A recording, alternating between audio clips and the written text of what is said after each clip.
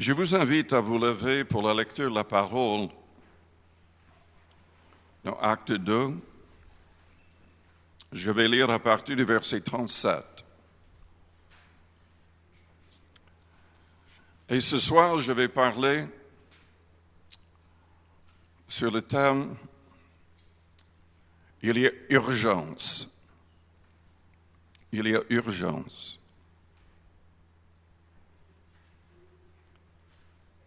Acte 2 au verset 37.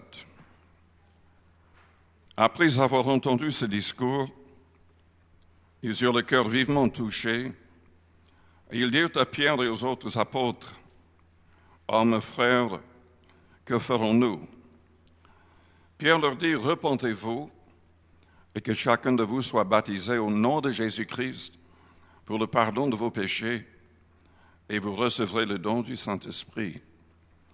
Car la promesse est pour vous, pour vos enfants, et pour tous ceux qui sont au loin, en aussi grand nombre que le Seigneur notre Dieu les appellera. » Et par plusieurs autres paroles, il les conjurait et les exhortait, disant, « Sauvez-vous de cette génération perverse. » Ceux qui acceptèrent sa parole furent baptisés, et en ce jour-là, le nombre des disciples s'augmenta d'environ 3000 âmes.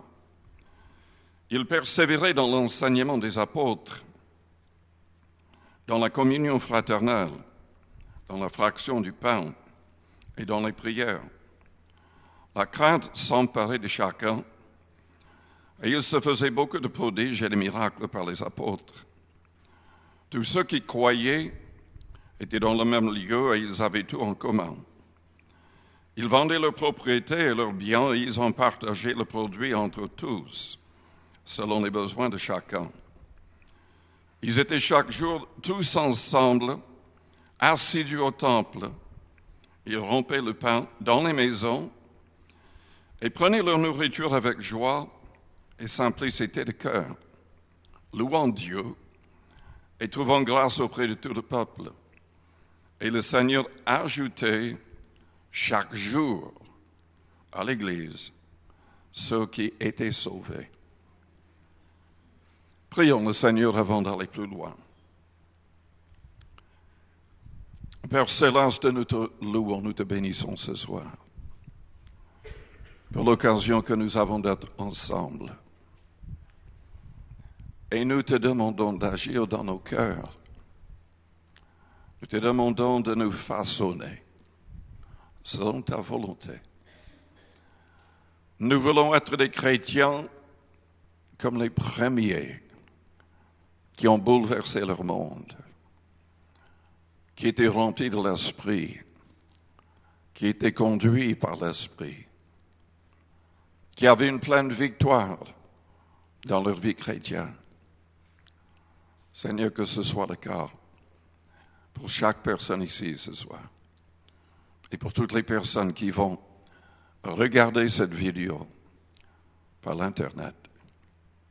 Seigneur, sauve toute personne inconvertie, délivre toute personne liée par l'adversaire. Seigneur, guéris les malades et remplis-nous, renouvelle-nous par la puissance du Saint-Esprit. Au nom de Jésus-Christ de Nazareth, nous te le demandons, Père. Amen. Vous pouvez vous asseoir.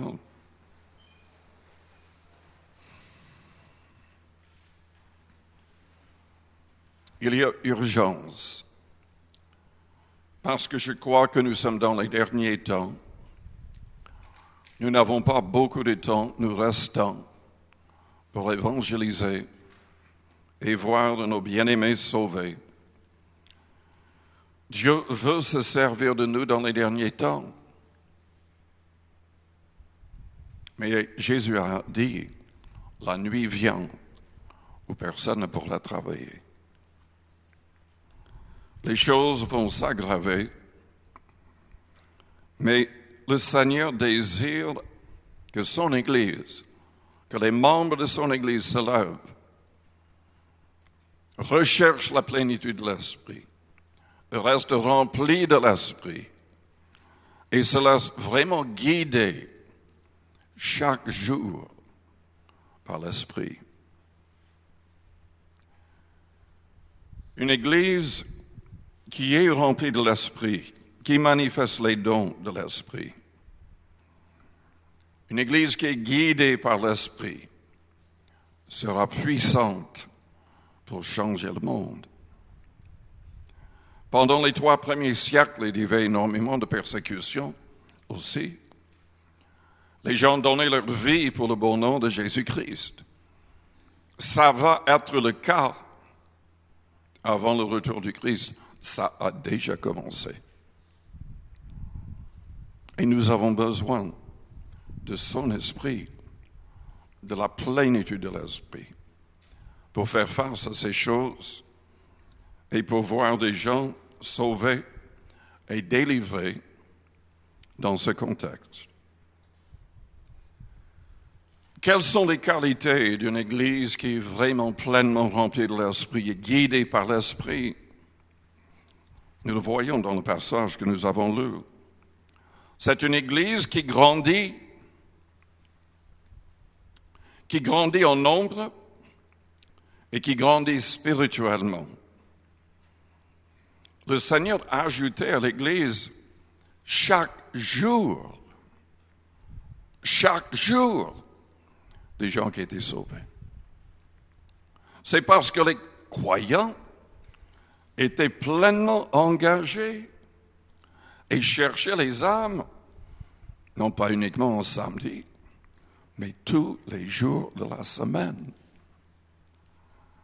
Chaque croyant se voyait comme étant un évangéliste et se laissait conduire par le Saint-Esprit.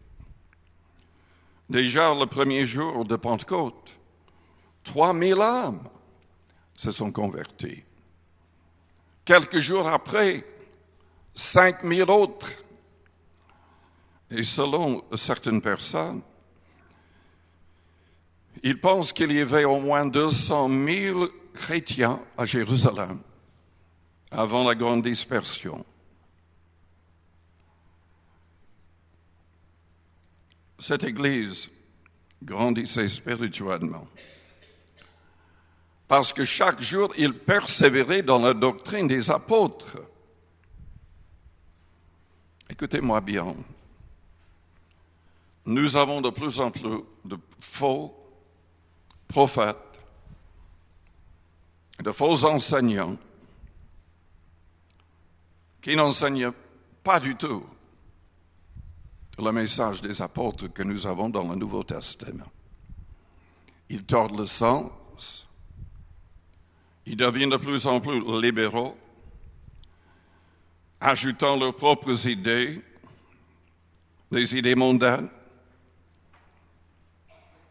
toutes sortes de compromissions, rien qui est véritablement en accord avec l'enseignement des apôtres.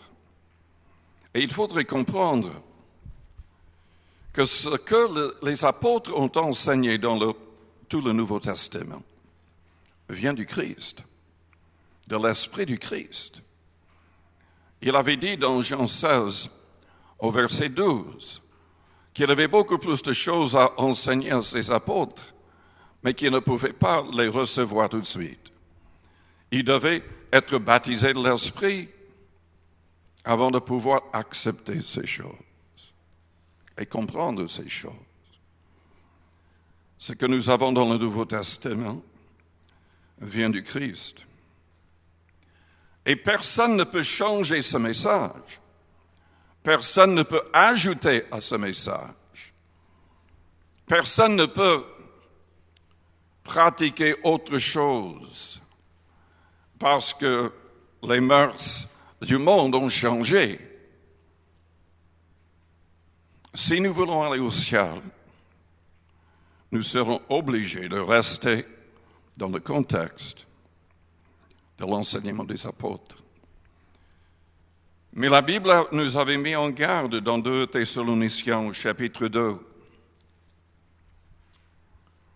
et au verset 3, que personne ne vous séduise d'aucune manière, car il faut que l'apostasie soit arrivée auparavant et qu'on ait vu paraître l'homme du péché, le fils de la perdition, l'adversaire qui s'élève au-dessus de tout ce qu'on appelle Dieu et de ce qu'on adore, jusqu'à s'asseoir dans le temple de Dieu, se proclamant lui-même Dieu.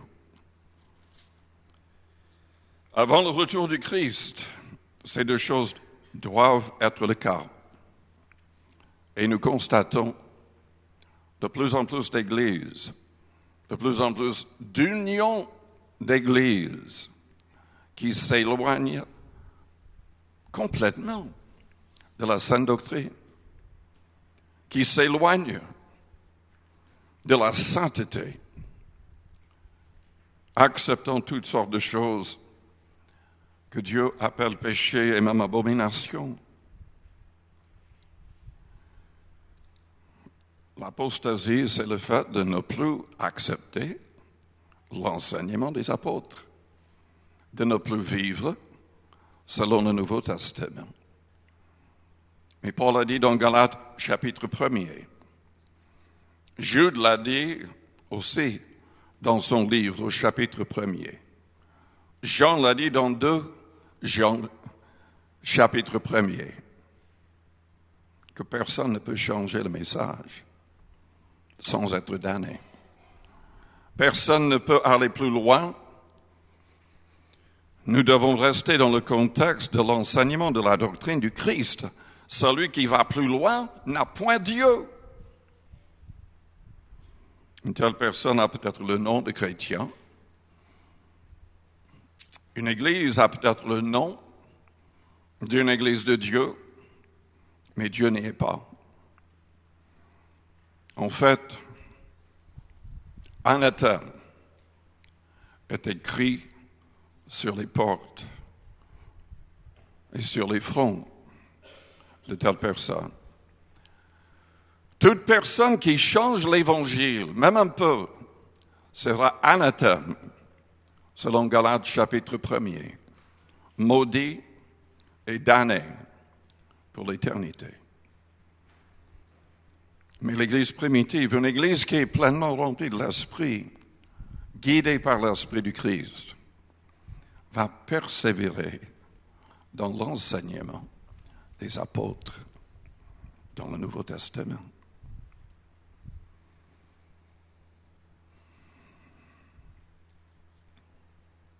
Une Église qui est pleinement remplie de l'Esprit, guidée par l'Esprit, va être une Église avec des membres fidèles qui persévèrent.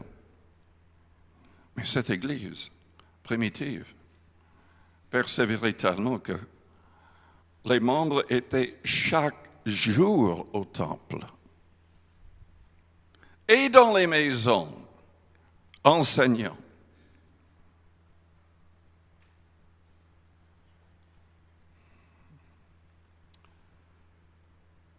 Cette Église grandissait en amour. Vous comprenez, après le jour de la Pentecôte, il y avait 3000 âmes nouvelles. La plupart de ces gens sont venus pour la fête de la Pentecôte juive. De toutes les nations, la Bible dit. Ces gens avaient mis de côté de l'argent pour les quelques jours de cette fête. Mais il fallait que ces gens restent pour recevoir l'enseignement des apôtres avant de rentrer chez eux. Et la Bible dit que les chrétiens qui étaient sur place, il n'y avait que 120 qui étaient dans la chambre haute en tout cas. Ces gens ont tout mis en commun pour aider ces personnes, pour loger ces personnes, pour nourrir ces personnes. Une manifestation de l'amour suscité par le Saint-Esprit qu'ils avaient reçu.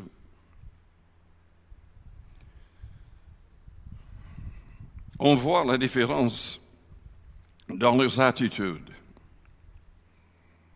dans Actes 5 au verset 29, menacé, les mêmes disciples qui avaient fui quand Jésus-Christ a été crucifié, là, au lieu de fuir, ils disent à ceux qui les accusaient, qui les menaçaient, il faut obéir à Dieu plutôt qu'aux hommes.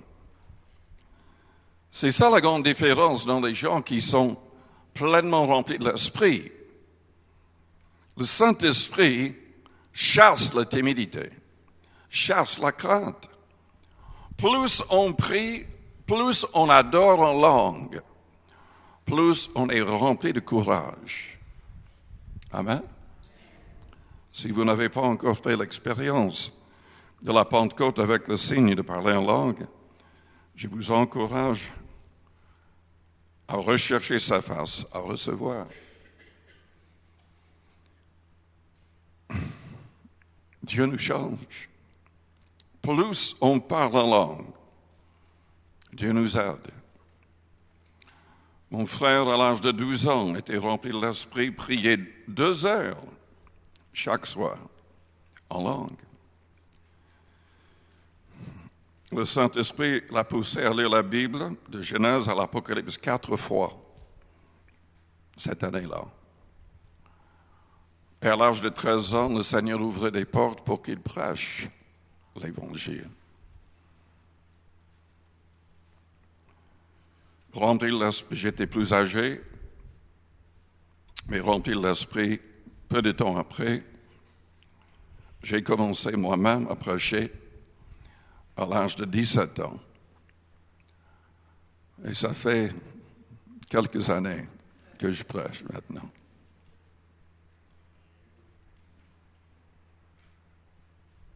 Je peux vous dire une chose. Quand on n'est pas rempli de l'Esprit, c'est pénible de prêcher. C'est pénible. Quand on est rempli de l'Esprit, c'est glorieux.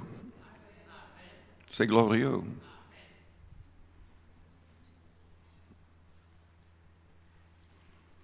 Dieu change nos attitudes. Il nous donne la victoire sur le péché. Si on prie assez en langue, si on adore, si on cherche à prier sans cesse, à méditer sur la parole, jour et nuit. Une église qui est remplie de l'Esprit et guidée par l'Esprit sera une église active. Allons vers les non-convertis. Tout le monde était engagé dans ce sens. Nous voyons aussi dans Acte 19, Paul trouve 12 hommes qui sont déjà baptisés d'eau, mais non pas selon la formule du Christ. Il les rebaptise d'eau, mais après il leur impose les mains pour qu'ils soient baptisés de l'Esprit Saint. Ils parlent tous en langue et ils prophétisent. Paul reste avec eux, enseignant chaque jour dans une maison. Et eux, ils partent vers les non-convertis. Et la Bible nous dit quelque chose d'extraordinaire. Pendant ces 2 années, ils arrivent à évangéliser toutes les personnes en Asie mineure. Ça ne veut pas dire que tous se sont convertis, mais tous avaient reçu le message. À partir de 12 personnes.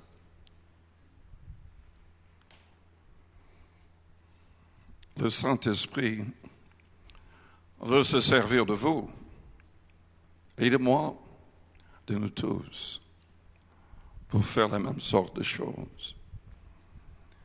N'oubliez pas, il n'avait pas des tracts à distribuer, des invitations.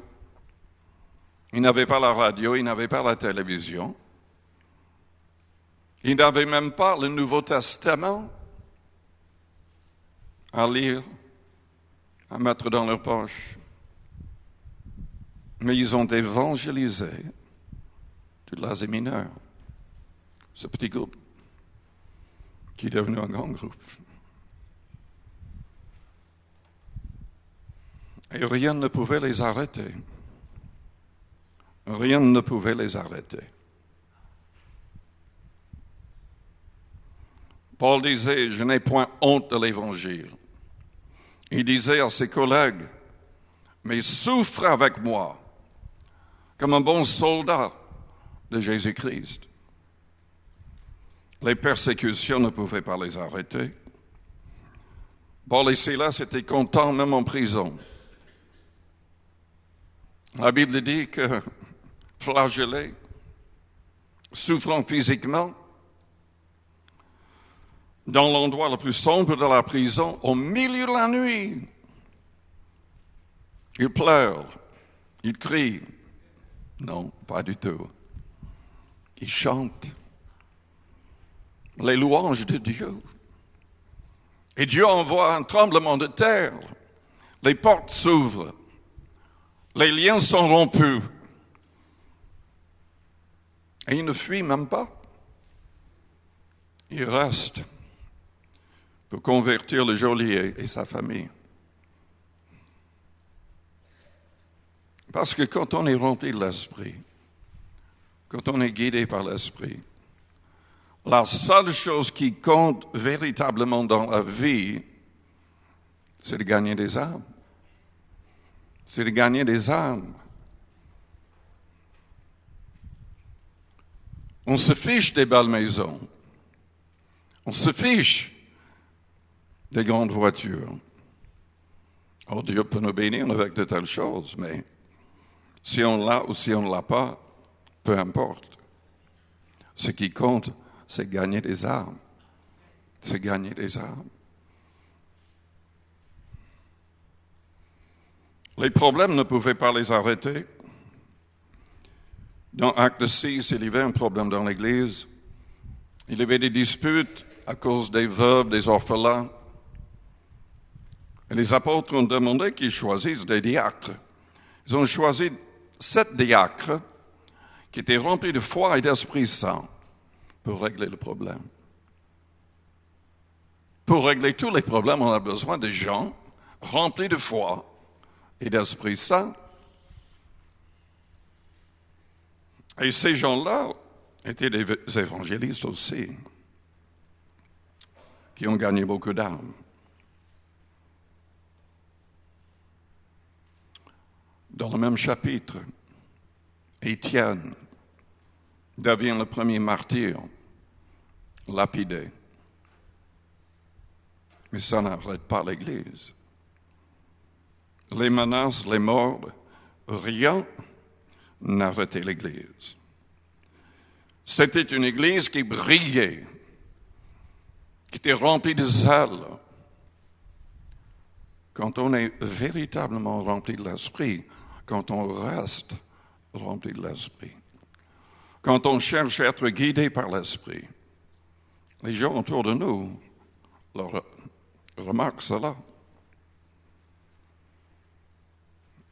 Ils ont bouleversé leur monde.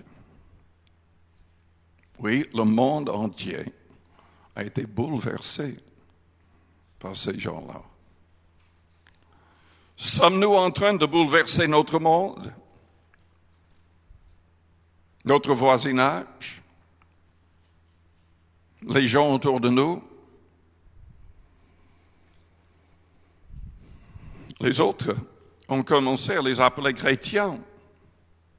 C'était les gens du dehors qui ont commencé à appeler les disciples du Christ des chrétiens, parce qu'ils étaient comme le Christ, parce qu'ils voyaient le Seigneur en eux. Une Église remplie de l'Esprit, guidée par l'Esprit, va prier comme un seul homme. En tout cas, c'est ce que nous remarquons dans Acte 4. Menacée, l'Église prie comme un seul homme,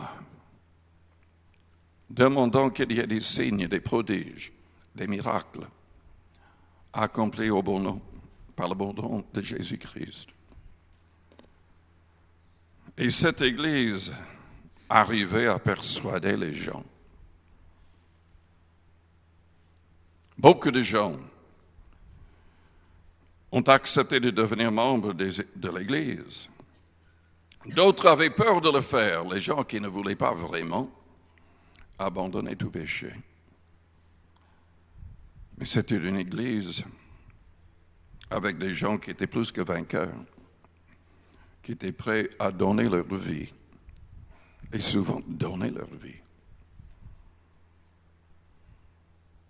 C'était une Église qui n'avait pas besoin qu'on parle souvent de l'argent. De manière spontanée, ils ont commencé à vendre ce qu'ils avaient, des propriétés. Ils ne donnaient pas la dîme, 10% de la somme, ils donnaient la totalité de la somme et plaçaient l'argent aux pieds des apôtres pour aider tous, comme je l'ai expliqué déjà. Ils donnaient généreusement. Une Église remplie de l'Esprit est une Église qui pleure pour les âmes. Paul, dans Acte 26, parle lui-même. Pendant 3 ans, il dit, j'ai enseigné en pleurant. J'ai enseigné avec des larmes. Et dans le psaume 126, il y a un passage qui est très important. Est-ce que vous pleurez pour les âmes quand vous priez? Est-ce que vous voyez l'importance des âmes? Est-ce que vous comprenez que les âmes vont passer l'éternité éloignées de Dieu dans un lieu de souffrance éternelle si nous n'arrivons pas à les persuader d'accepter Jésus-Christ comme Seigneur et Sauveur? Dans ce psaume 126 au verset 5, nous lisons: ceux qui sèment avec larmes moissonneront avec chant d'allégresse. Celui qui marche en pleurant, quand il porte la semence, revient avec allégresse quand il porte ses gerbes. La parole de Dieu est comparée à cette semence dont tous ont besoin. Le Saint-Esprit nous aide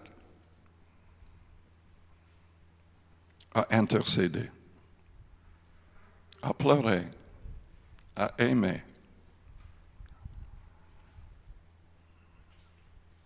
Il nous donne un fardeau tellement lourd pour les âmes que nous n'arriverons même pas à prier. Mais selon Romains chapitre 8 au verset 26, il intercède au travers de nous. Même quand il n'y a que des soupirs inexprimables venant de nous. Il intercède selon la volonté du Père, pour nous-mêmes et pour les gens autour de nous.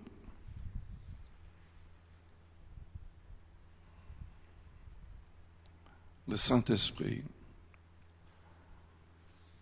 il nous pousse à avoir une vision du monde entier. Parce que Jésus-Christ a dit, allez, faites de toutes les nations des disciples. Prêchez l'Évangile à toute la création. Dans certaines traductions, c'est marqué à toute créature, se référant aux hommes. Est-ce que tout homme a entendu le message? Est-ce que tous les gens, même dans votre voisinage, connaissent le vrai message? Le Saint-Esprit nous pousse à les toucher.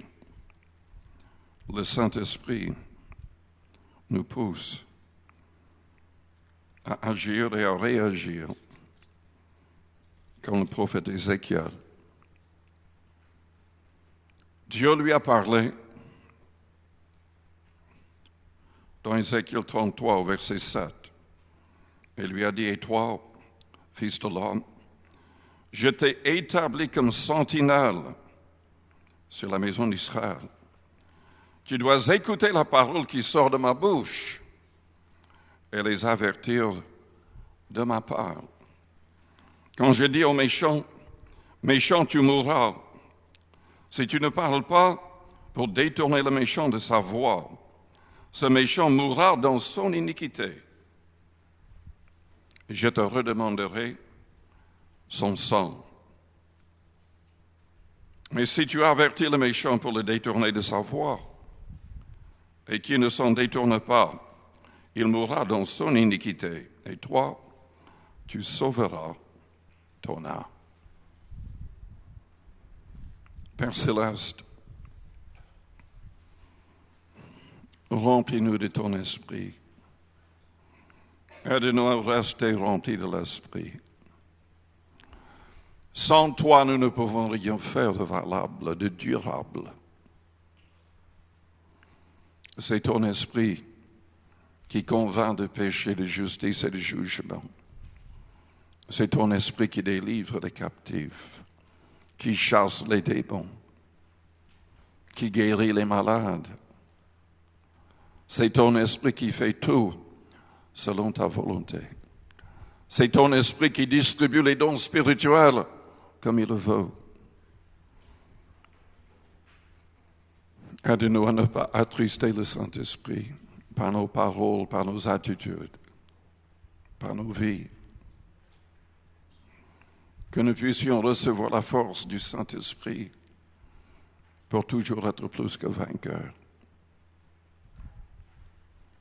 Pendant que les yeux restent fermés, les fronts courbés, si ce soir, vous vous rendez compte que vous avez besoin du Saint-Esprit, qu'il vous délivre, qu'il change votre cœur, qu'il change vos attitudes, qu'il vous aide à abandonner tout péché, à mettre les moindres détails de votre vie en règle. Si vous avez besoin de lui, si vous avez besoin donc de prière, pendant que les yeux restent fermés, les fronts courbés, faites-moi signe en élevant votre main juste pour un instant, je la verrai. Et je prierai pour vous. Merci. Merci. Oui. Merci. Est-ce qu'il y a d'autres personnes qui voudraient être inclus dans cette prière? Vous voulez que le Saint-Esprit agisse pleinement en vous? Merci. Merci. Oui. Merci. Je vous invite tous à vous lever.